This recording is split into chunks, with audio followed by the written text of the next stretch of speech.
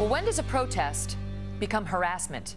And when do protesters become a mob? Have you seen these pictures? This is somebody's home. 500 people swarming over the lawn of a Bank of America executive.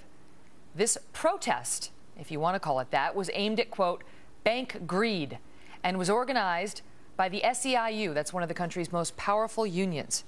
But keep in mind, this was not at the bank's corporate offices. It was at a man's home, in particular, the Deputy General Counsel of Bank of America, a man named Greg Baer. So the SEIU's message, is it political or is it personal?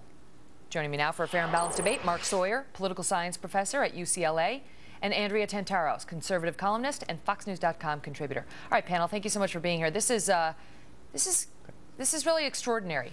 We've got video. We've got the video of them. They made two stops. First, they went to this guy's house, and then they went to another guy's house from J.P. Morgan. I've got the video from J.P. Morgan. I've seen both videos, and I can tell you that they're the same. They did the same thing at both houses. So I'll show you the J.P. Morgan house, and you can get the feel for what they did.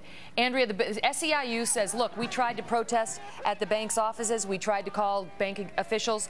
They don't listen. We're ticked off that our mortgages are delinquent and that they're taking our homes away. And it's come to this. We now need to storm the offices of the homes of their senior executives in order to save our homes. Do they have a point?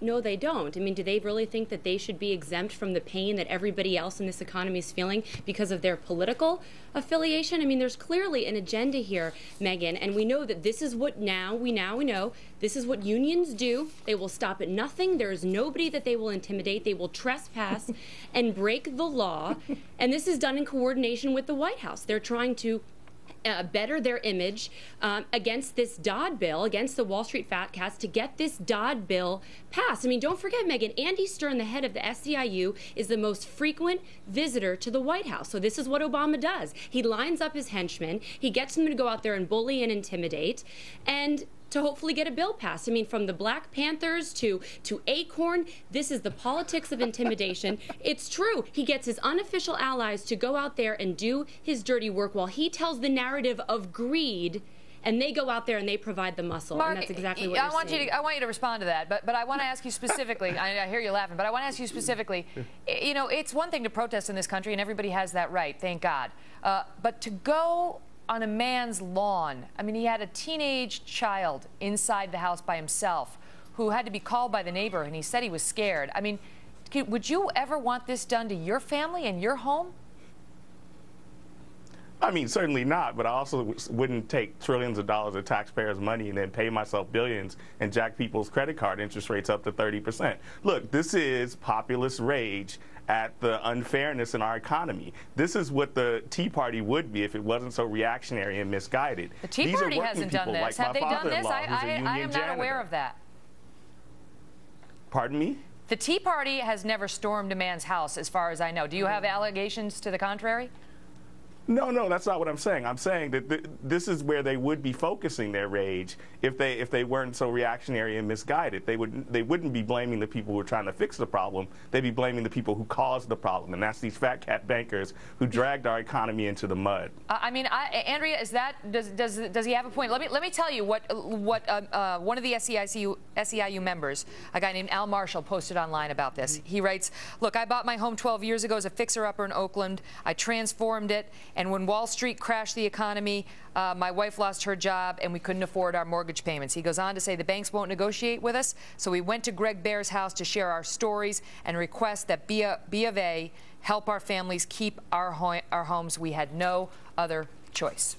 It's a very sad story, Megyn, and I'm sure we all feel sorry for this gentleman. I think a lot of us are feeling the pain with this economy, right? And there's plenty of blame to go around. A lot of people took out mortgages that they couldn't afford. These were pushed by the government, who wanted to fill quotas with a very noble goal of everyone owning a house if they couldn't afford it. The banks capitalized on that, but that doesn't give unions the right to be exempt from this just from their political affiliation, intimidate and bully and trespass. It just doesn't. And And look, in this economy, Megyn, you punch somebody, you're going to get hurt yourself. You punch the banks, they're not going to make a loan. You punch the private sector is going to punch the markets. And the markets are going to hurt union pension funds. How about that? You know, Mark, President Obama has called for greater civility in this country, and yet he's very closely aligned with the SEIU. And we have hundreds of SEIU protesters storming the lawn of a bank. He's not even the president of Bank of America. He's a lawyer, deputy general counsel, a lawyer who works for Bank of America.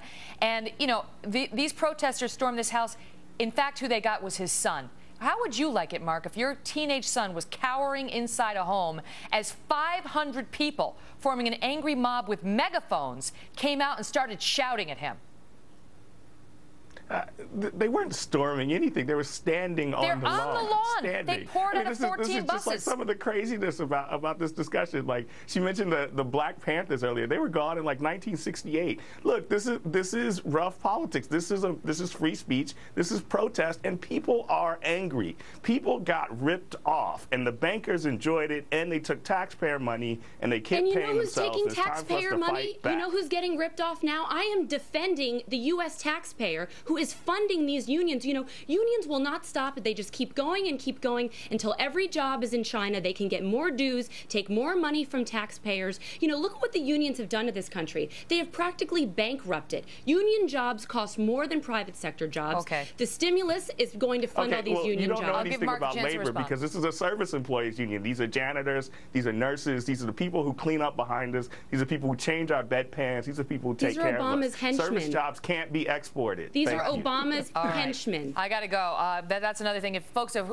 on the online chat, you can weigh in on this as well. It doesn't have to stick to immigration. We'd love to know what you think about that protest, whether you agree with the SEIU or you don't. Do you think that that method was effective?